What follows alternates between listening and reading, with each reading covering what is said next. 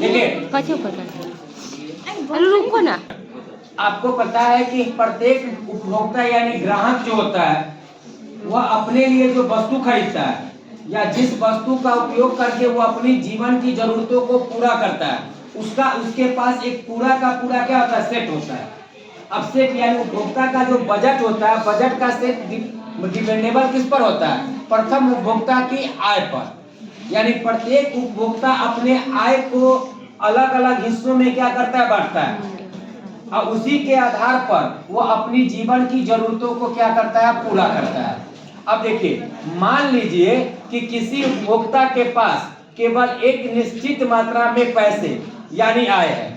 यानी ये आपको पहले बताया गया कि हम उपभोक्ता की आय को हमेशा क्या करते हैं, एक निश्चित मात्रा में मानते हैं। अब अनिश्चित मात्रा में धन कौन कमाता है? देश के 10% लोग।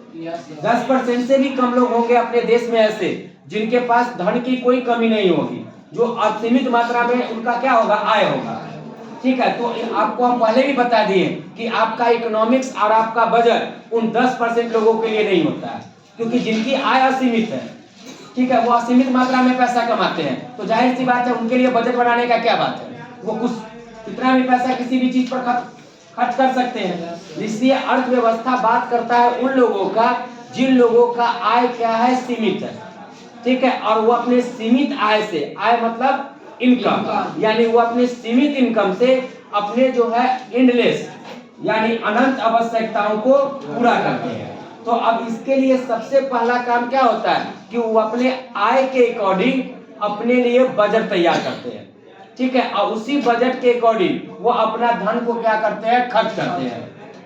अब वही कह रहा है कि मान लीजिए कि किसी उपभोक्ता का एक निश्चित मात्रा में आय है। अब ऐसी दो वस्तुओं पर व्यय करने के लिए, यानी उसकी जो आय निश्चित मात्रा में है, अब उस आय को वह दो वस्तुओं पर क्या कर सकता है, व्यय कर सकता है। अब जिसकी लागत बाजार में दी गई है, अब उपभोक्ता दोनों वस्तुओं की अलग अलग या मिली जुली ऐसी मात्रा को नहीं खरीद सकता है जिसका वह उपभोग करना चाहता है।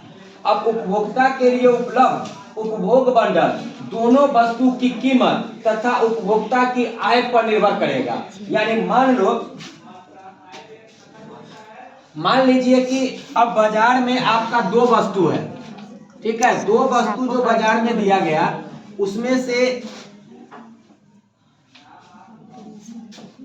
एक वस्तु क्या है, एक्स है, और दूसरा आपका क्या है, वाई है। अब ये दो वस्तु है। अब इन दोनों वस्तुओं में से उपभोक्ता का जो आय है वह निर्भर करता है कि वह किस वस्तु पर अपनी आय को क्या करेगा, खर्च करेगा। अब ये सबसे पहला बात कि ये दोनों वस्तु का कीमत क्या है। ठीक है, इस वस्तु का कीमत तय करेगा कि उपभोक्ता किस वस्तु का कितना मात्रा का वो अपने जीवन में उपयोग करेगा, क्योंकि उसका आय तो सीमित है। ठीक है, तो अगर आपका आय सीमित हो और बाजार में बहुत सारी चीजें उपलब्ध हो, ठीक है, तब आपको डिपेंड ये करता है कि आप बाजार से कौन सा वस्तु का चयन करोगे। तो आपके लिए अब जरूरी क्या है कि उस वस्तु का कीमत क्या है, उसके आधार पर आप तय करोगे, क्योंकि आपका आय क्या है, सीमित है। अब नॉनवेज खाने वाले आदमी के लिए बाजार में कई ऑप्शन है, कई ऑप्शन मतलब चिकन है, मटन है, फिश है, उसके बाद एग्स है। ठीक है, तो अब डिपेंड ये करता है कि उसका सबका कीमत। अब देखिए, जनरली मटन का कीमत ज्यादा होता है तो जनरली लोग उसका यूज नहीं करते हैं। कारण क्या, उसका कीमत।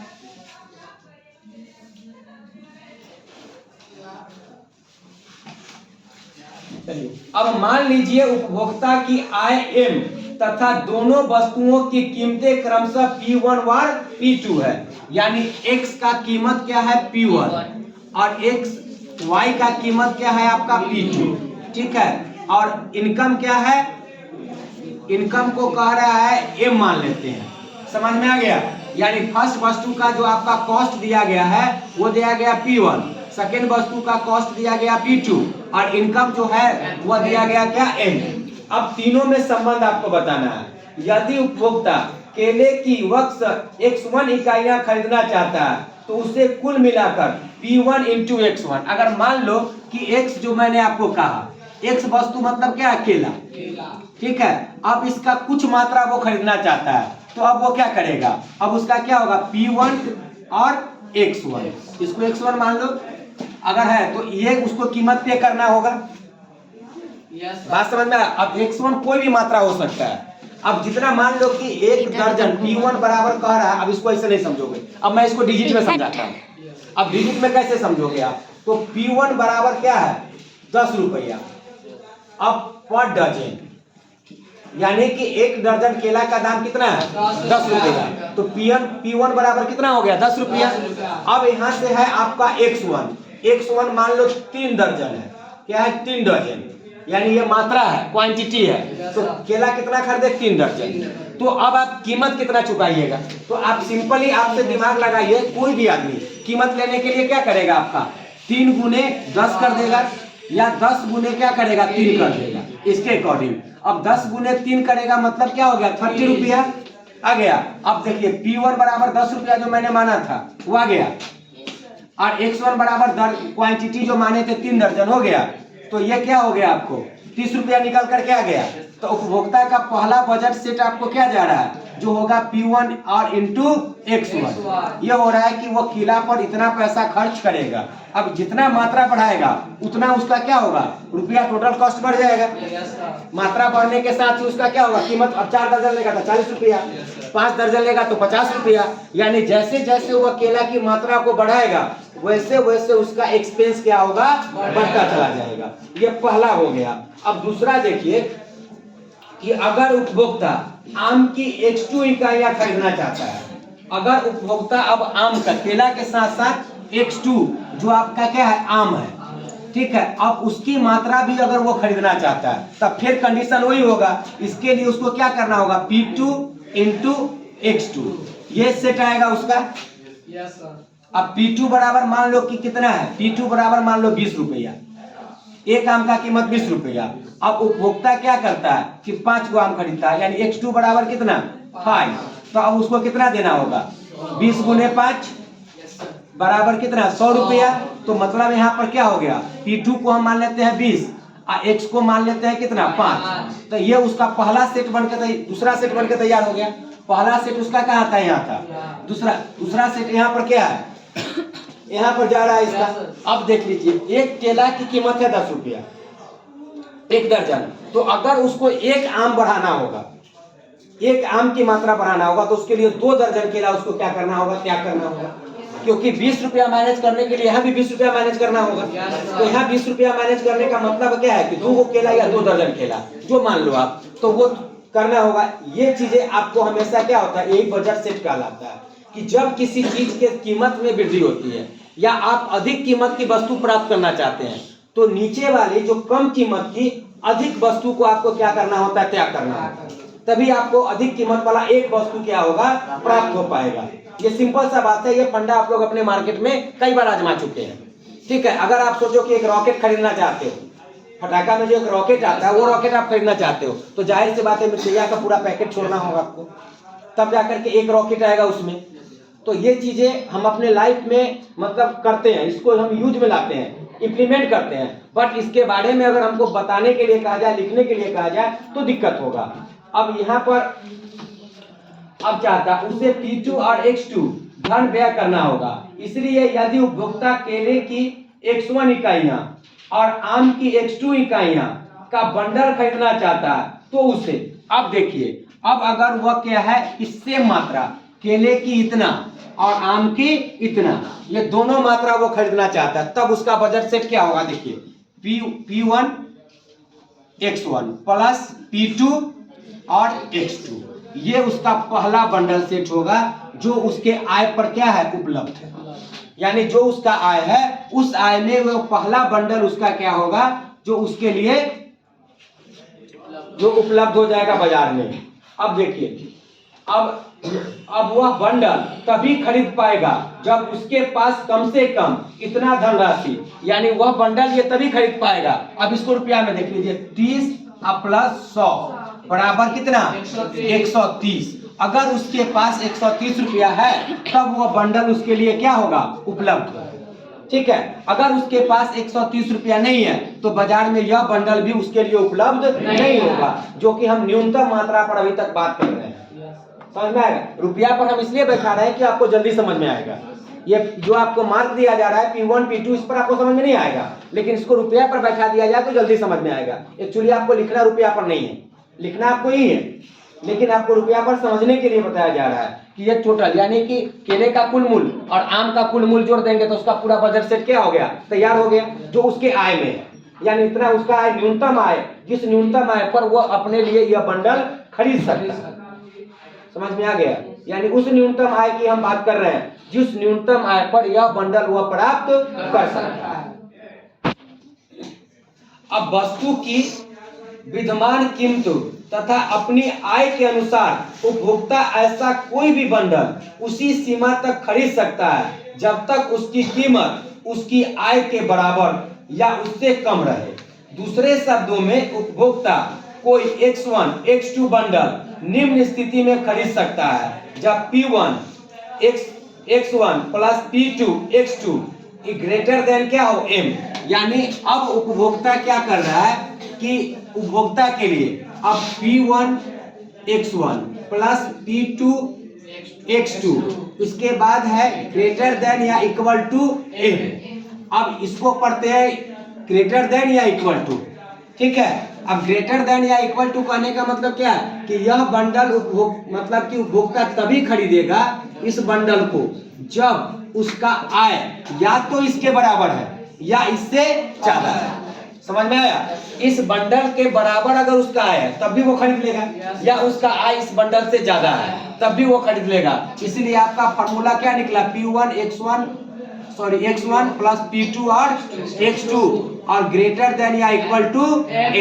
यह फॉर्मूला का मतलब इतना दे दे आपको, यह फॉर्मूला ही दे दे और कहे कि इसको साबित कीजिए, तब आपको जितना जो अभी तक हम आपको बताएं कि ये उस पर ये क्या होगा, साबित होगा कि उपभोक्ता के आय क्या है। आय को हम M मान लेते हैं, ठीक है। P1 जो है X1 वस्तु की कीमत है और X1 जो है वस्तु का क्या है, मात्रा है। फिर P2 जो है X2 वस्तु का क्या है, कीमत है, और X2 वस्तु की मात्रा है। अब ये दोनों बंडल या वस्तु का बंडल उपभोक्ता के लिए तभी उपलब्ध होगा जब उपभोक्ता की आय या तो इस वस्तु के कीमत के बराबर है, इस बंडल के कीमत के बराबर है, या इस बंडल से क्या है, अधिक है। यही यह फार्मूला आपको क्या करता है, बताता है। प्रूफ हुआ फार्मूला? किसी को कोई प्रॉब्लम?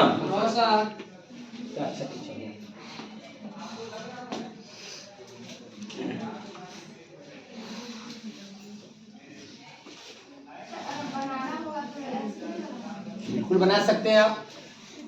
आपसे ये पूछा जाएगा क्वेश्चन, आपको सीधा सा बात है कि ये जो आपका फार्मूला ये जो दिया गया है ये बंडल का सेट है, पहला बंडल का सेट है। अभी बहुत सारा बंडल का सेट आपको आएगा तो खुद बनाना है, पूरा 4 को क्वेश्चन होगा पीछे।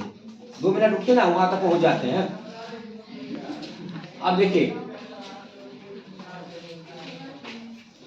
अब आते हैं कि वह समानता 2.1 उपभोक्ता का बजट प्रतिबिंब कहलाती है। अब उपभोक्ता के लिए उपलब्ध बंडलों के सेट को बजट सेट कहा जाता है। यही क्या कहलाएगा आपको, बजट सेट।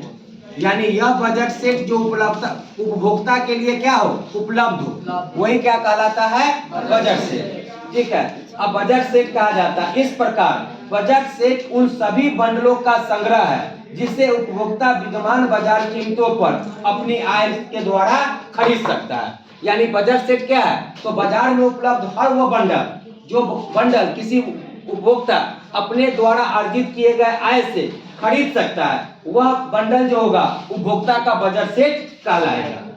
समझ में आ गया? ये आपसे पूछेगा बजट सेट का डिफिनेशन क्या है, तो जो मैं आपको बोला हूं अभी कि बाजार में उपलब्ध हर वो बंडल जो बंडल उपभोक्ता के आय में क्या हो, शामिल हो, वह अपनी आय के द्वारा उस बंडल को खरीदने का क्षमता रखता हो, वह बंडल उसके लिए क्या कहलाएगा, बजट सेट।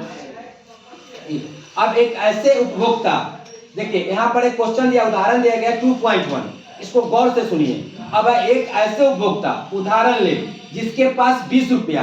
क्वेश्चन क्या है, उपभोक्ता यानी कस्टमर के पास पैसा कितना है, 20 रुपया। अब उसके पास रुपए की संख्या कितना है, 20। अब 20 रुपया है तथा मान लीजिए कि 2 वस्तुओं की लागत 5 रुपए रखी गई है। अब 2 वस्तुएं, एक क्या है आपका केला, ठीक है, जिसका दाम है 5 रुपया, और दूसरा है आम जिसका दाम है 5 रुपया। अब उसके पास रुपया कितना है 20, जो इस पर खर्च कर सकता है। अब इसका बजट सेट तैयार करना है, कौन कौन सा बंडल उपलब्ध होगा।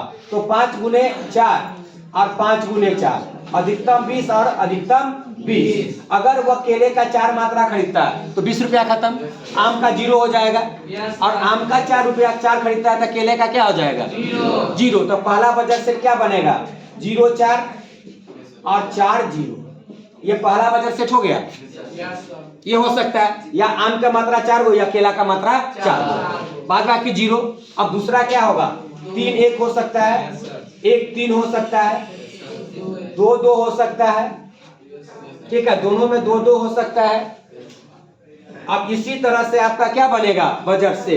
अब आप आराम से बना दोगे बजट से, जो आपके बुक में भी दिया गया है, कोई दिक्कत बनाने में। अब देखिए समकालीन इकाइयों के रूप में उपलब्ध है जो बंडल उपभोक्ता खरीद सकता है। देखिए एक तो 0 0 है, खर्च ना करना चाहे तो 0 0, कम तो कर ही सकता है, 20 से कम कर सकता है। 0 1 ले सकता है, 0 2 ले सकता है, 0 3 ले सकता है, 0 4 तक वो जा सकता है। जो मैं एक ही में बताया हूँ वो 4 तक जा सकता है। उसके बाद क्या है फिर 1 0 कर सकता है, ठीक। अब ये 0 4 होगा, 1 3 होगा, 2 2 होगा, 3 1 होगा, ठीक है। तथा 4 की लागत ठीक 20 रुपए है, यानी हर वो बंडल जिस बंडल का लागत 20 रुपए के बराबर हो, उपभोक्ता के लिए बाजार में क्या होगा वह बंडल उपलब्ध होगा, ठीक है। अब तथा अन्य बंडलों की लागत 20 रुपया से कम उपभोक्ता के लिए 3 3 तथा 4 5 बंडलों को खरीद नहीं सकता। अब अगर बाजार में 3 और 2 हो जाए, उपभोक्ता खरीद पाएगा नहीं खरीद पाएगा, क्योंकि 5 3 15 और 10 25 रुपया उसको लग रहा है, क्योंकि उसके पास क्या पैसा कितना था 20। अगर 4 3 हो तब भी नहीं खरीदेगा, 4 1 हो तब भी नहीं खरीदेगा, 5 2 हो तब भी नहीं खरीदेगा वो, क्योंकि यह बंडल उसके आय में क्या है शामिल नहीं है। उसके शामिल क्या था बंडल यही था जो मैंने आपको क्या किया बता दिया। समझ में आ गया। अब उपभोक्ता बंडल बजट सेट सब तैयार कर लीजिएगा।